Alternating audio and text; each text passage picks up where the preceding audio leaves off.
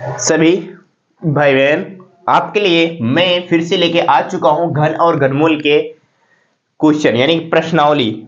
7.1 हो चुका कंप्लीट, 7.2 आज से शुरुआत हमारी। तो 7.2 में क्या चीज है? 7.2 में हमको घनमूल के बारे में पढ़ना था। 7.1 में क्या था? घन के बारे में पढ़ा था। घन के बारे में हमने खूब अच्छी तरीके से पढ़ लिया। घन को कैसे निकाल, घन क्या होता है, फिर उसके बाद एक घन का किसी संख्या का घन करेंगे तो उसका इकाई अंक क्या होगा, ये भी चीज मैंने पढ़ा। फिर ये संख्या कोई संख्या है हमको, उसमें एक सबसे छोटी कौन सी पूर्ण संख्या से गुणा करा दे ताकि वो हमारा एक पूर्ण घन संख्या बन जाए, ये सारी चीजें पढ़ी। और उसके बाद जिससे भाग दे दे तो भी हमारा एक पूर्ण घन संख्या प्राप्त हो जाए, ये सारी चीजें मैंने आपको पढ़ा दी है। कहने मतलब घन के बारे में सब कुछ पढ़ा दिया है। अगर नहीं आप पढ़े हैं तो जाके आप पढ़ सकते हैं। अब बारी आती है घनमूल की, बारी आती है।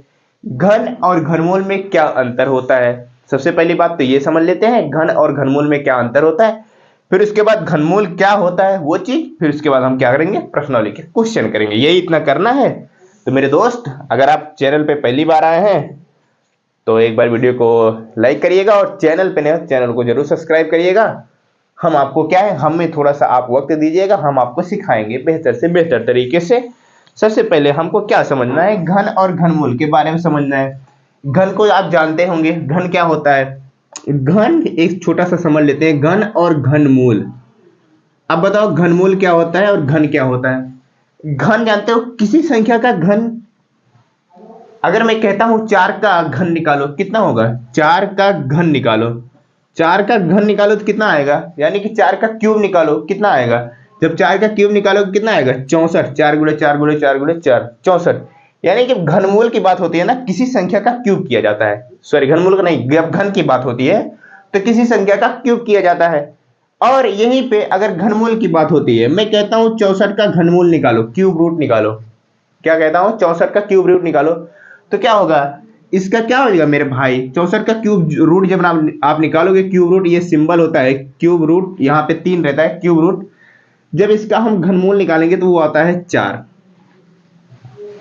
इसको अभाज्य खंड गुणनखंड विधि से भी सॉल्व करते हैं। बात समझ में आ रही है? जब घनमूल की बात होती है तो उस संख्या का क्या निकाला जाता है? क्यूब रूट निकाला जाता है। क्यूब रूट, जैसे अभी मैं कहूं 5 का क्यूब रूट निकालो, निकाल सकते हो? नहीं, ये हमारी एक क्यूब संख्या है ही नहीं, तो कहां से हम निकाल पाएंगे? नहीं निकाल पाएंगे। लेकिन मैं कहता हूं 5 का घन निकालो, यानी कि क्यूब करो, तो निकाल सकते हो। 5 5 25 25 125, 125। घन और घनमूल सिर्फ ये इतना डिफरेंट है।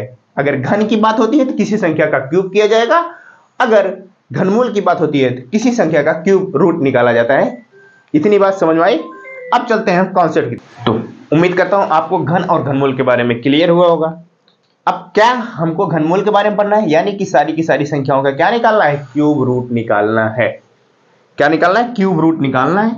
चलते हैं हम क्यूब रूट निकालना शुरू करते हैं। तो चलते हैं, अब शुरुआत करते हैं किसकी? प्रश्नावली के क्वेश्चन करना शुरू करते हैं हम। प्रश्नावली के सबसे पहला नंबर क्वेश्चन है, इसमें कुल मिला के 3 क्वेश्चन है। आज हम करेंगे पहला नंबर क्वेश्चन, जिसमें कई सारे ऑप्शन है। कुल मिला के कितने ऑप्शन है? 10 ऑप्शन है।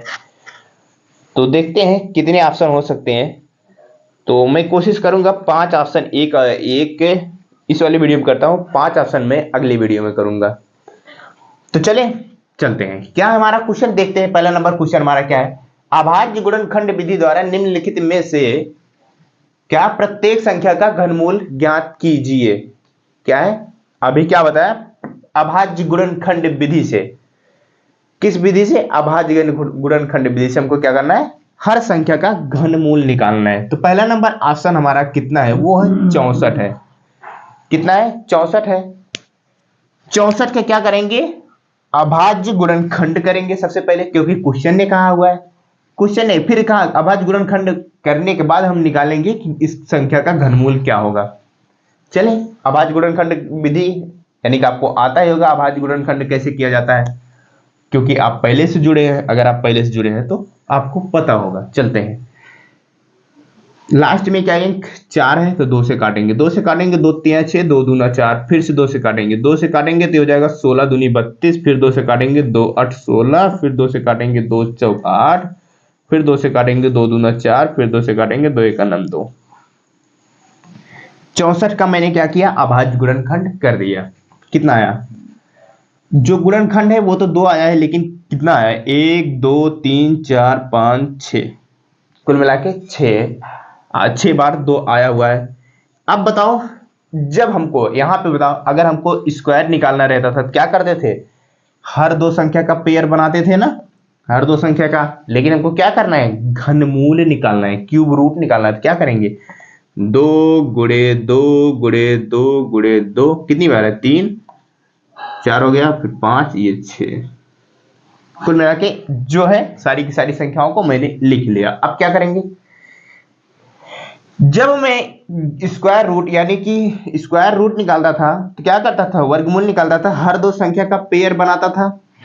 हमको क्या निकालना है, क्यूब रूट निकालना है। तो क्या करेंगे, बस हर दो संख्या का पेयर ना बना के हर तीन संख्या का पेयर बना देंगे। क्या, हर तीन संख्या का पेयर बना देंगे, और जितना पेयर बने रहेगा उतने से हर एक संख्या लेंगे। जैसे यहाँ एक, ये हमारा तीन संख्या का पेयर बना है तो यहां से 1 2, और ये एक तीन संख्या का पेयर बना है तो यहां से 1 2, और इन्हीं दोनों को आपस में गुणा करा देंगे, 2 दूना 4, 4 ही आंसर हो जाएगा। यानी कि 4 का जो 64 का क्यूब रूट है वो कितना निकल के आ गया हमारे पास, 4 निकल के आ गया। कितना निकल के आ गया, 4 निकल के आ गया। बताओ, बहुत सरल है ना। अभाज्य गुणनखंड विधि करना जानते ही हो, बस क्या करना है, तीन तीन संख्याओं का पेयर बना लेना और वहां से एक एक संख्या लेके आप गुणा करा देंगे, पता चल जाएगा आपको इस संख्या का घनमूल क्या होगा। अब नेक्स्ट ऑप्शन कितना है, 512 है। चलिए दूसरा नंबर मैं ऑप्शन देखता हूं।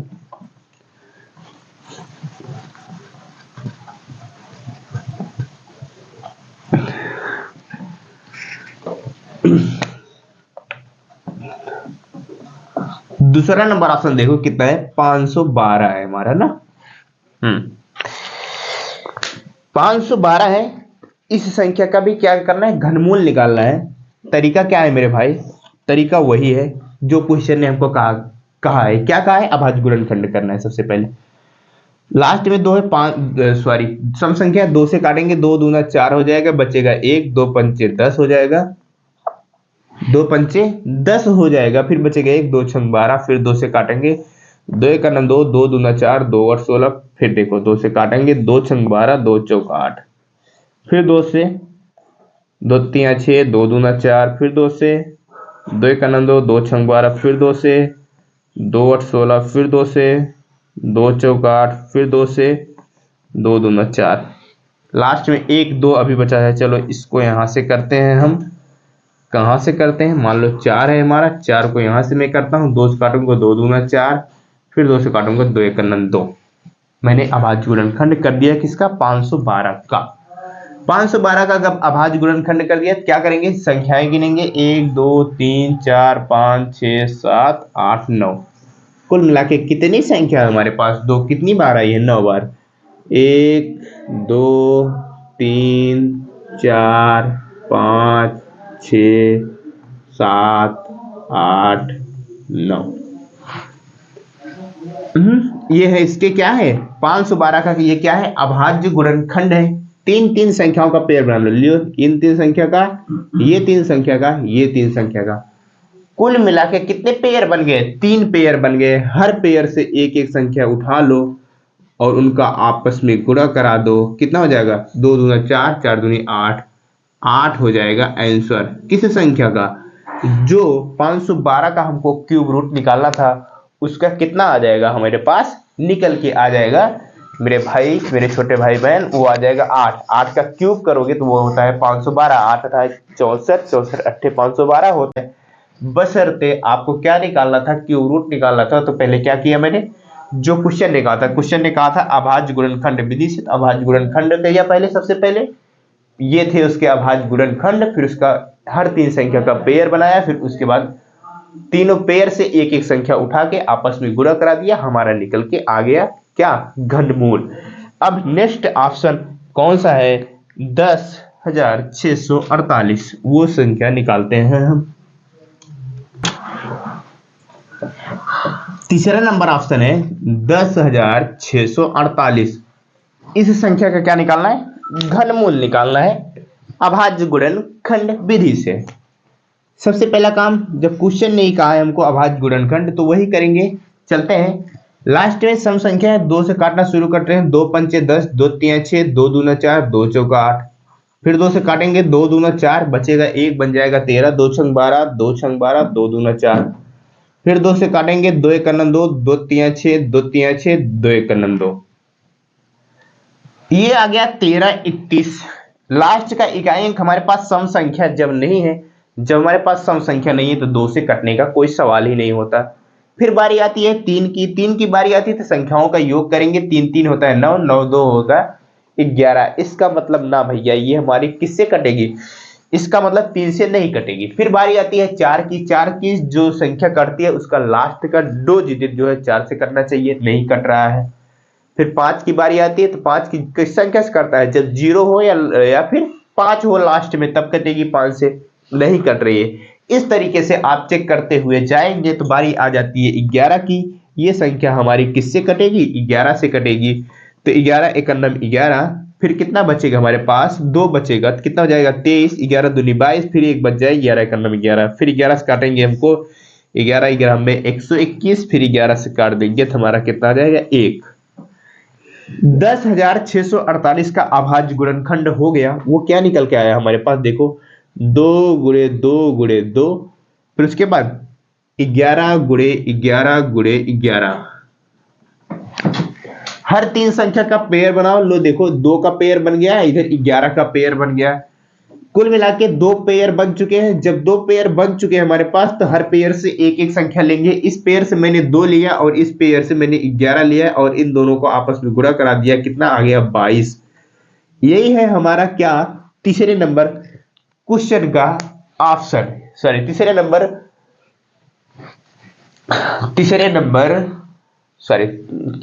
नंबर क्वेश्चन का तीसरा नंबर ऑप्शन का आंसर कितना है, 22 है।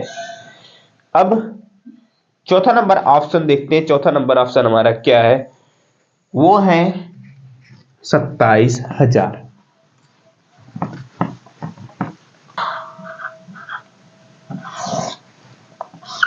ये है चौथा नंबर ऑप्शन, कितना है 27,000 है। सॉल्व करें, चलिए बिल्कुल सॉल्व करते हैं। इसको भी सॉल्व करेंगे हम। अभाज्य गुणनखंड, लास्ट में 0 है, 2 से काटेंगे। 2 एकन्नम 2, 2 तिया 6। फिर मेरे भाई 2 तिया 6, 2 पंचे 10, 0 0। फिर 2 से काटेंगे, 2 छंग 12, 6 बार गया। फिर कितना आ जाएगा हमारे पास, 1 बचेगा, 2 7 14, फिर 1 बचेगा, 2 पंचे 10। फिर 2 से काटेंगे, 2 तिया 6, कोई दिक्कत नहीं, 2 तिया 6, 2 7 14, फिर कितना हो गया 7 बार जाएगा, 1 बन जाएगा 15, 2 7 14, फिर 2 पंचे 10। अब बताओ ये हमारा किस संख्या से कटेगा। 3 से चेक करें, अंकों का योग करते हैं। 3 3 6, 6 में 7 जोड़ेंगे, 7 6 13 हो जाएगा, 13 5 जोड़ेगा 18 हो जाएगा। इसका मतलब ये भैया मेरा 3 से कटेगा। 3 से जब कटेगा काटो, 3 एकन्नम 3, 3 एकन्नम 3, 3 दूनी 6, 3 पचे 15। अब क्या करेंगे, 5 2 7, 7 2 9, फिर 3 से काटो, 3 तिया 9, बचा कितना 2, तो बन जाएगा कितना 22, 3 7 21, 3 पचे 15। फिर 3 से काटो, 7 5 12 और 3 15 हो जाएगा। फिर 3 से कटेगा, 3 एकन्नम 3, 3 दूनी 6, बचा 1, 3 पचे 15, कितना आ गया 125 आ गया। अब 125 के यहां से काट लो। 125 को मैं यहां से जब काटूंगा, ध्यान से देखना, 5 से, अब ये हमारा लास्ट में 5 आ गया ना, अंकों का योग करते हैं। 5 2 7 1 8, 3 की टेबल में नहीं आ रहा, 3 से नहीं कटेगा। अब ये 5 से कटेगा, 5 2 10, 5 5 25, फिर से मैं 5 से काटा, 5 5 25, फिर से मैं 5 से काटा, 5 एकन्नम 5। 27,000 का क्या हुआ, अभाज्य गुणनखंड हो चुके हैं। क्या है वो, कौन कौन से गुणनखंड आए, 2 आया है, 3 आया है, 5 आया है। इन सारी संख्याओं का क्या करेंगे, चलो मैं सारी संख्याओं को ना लिख के यहाँ पे ही पेयर बना लेता हूँ। लो, इन 3 संख्या का पेयर बन गया, ये 3 संख्या का पेयर बन गया है, ये 3 संख्या का पेयर बन गया है। जब हर 3 संख्या का पेयर बन गया तो हर पेयर से संख्या उठाओ एक एक। इस पेयर से एक संख्या उठाया, इस पेयर से भी एक संख्या उठाएंगे और इस पेयर से भी एक संख्या उठाएंगे और आपस में क्या करेंगे, गुणा करा देंगे। 2 तिया 6, 6 पंचे 30, यही हो जाएगा हमारा आंसर किस संख्या का? 27,000 का क्यूब रूट निकालेंगे, घनमूल निकालेंगे, वो आएगा 30। तो 3 ऑप्शन हुए कंप्लीट, 3 नहीं 4 ऑप्शन, एक ऑप्शन और 5वां नंबर ऑप्शन देखते हैं। 5वां नंबर ऑप्शन हमारा कौन सा है?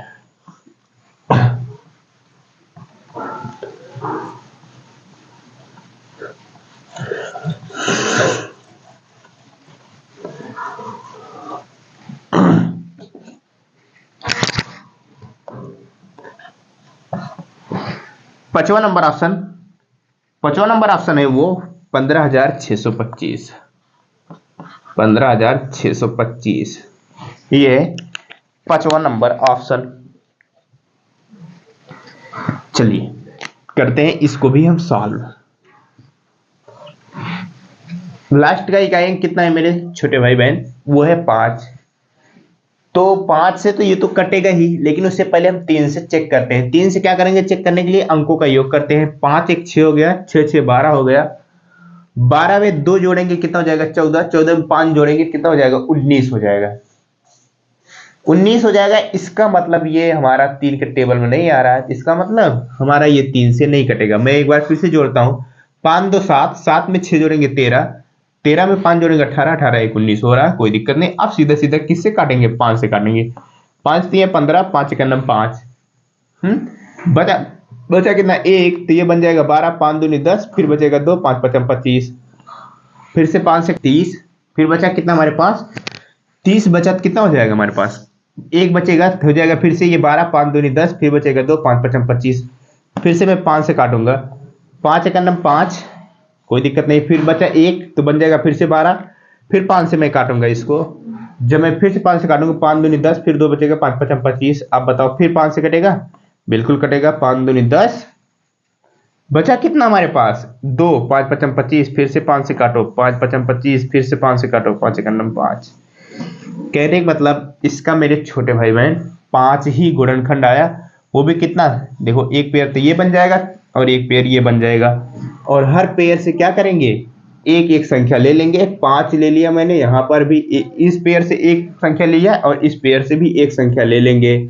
कितना हो जाएगा? 5 5 25। ये हो जाएगा हमारा आंसर, निकल के आ जाएगा। किसका? अभाज्य गुणनखंड विधि द्वारा निम्नलिखित में से प्रत्येक संख्या का घनमूल ज्ञात कीजिए। तो कितना निकल का आया? 25 निकल का आया। पहले अभाज्य गुणनखंड किया, फिर पेयर बनाया, फिर उनका हर पेयर से एक एक संख्या लेके क्या करते हैं? उनका आपस में गुणा करा देते हैं, तो हमारी संख्या का घनमूल निकल के आ जाता है। तो ये तो था, मैंने कहा था, मैंने देखो चलो अभी कराने जाएंगे तो वीडियो काफी लंबा हो जाएगा। 5 ऑप्शन जो बचे हुए हैं, 5 ऑप्शन हम नेक्स्ट वीडियो में कर लेते हैं। तो उम्मीद करता हूँ ये 5 ऑप्शन समझ में आया होगा। अगर समझ में आया हो तो वीडियो को लाइक करिएगा, चैनल पे नए हो दोस्त तो चैनल को सब्सक्राइब करिएगा। हम आपसे मिलते हैं नेक्स्ट 5 के 5 ऑप्शन।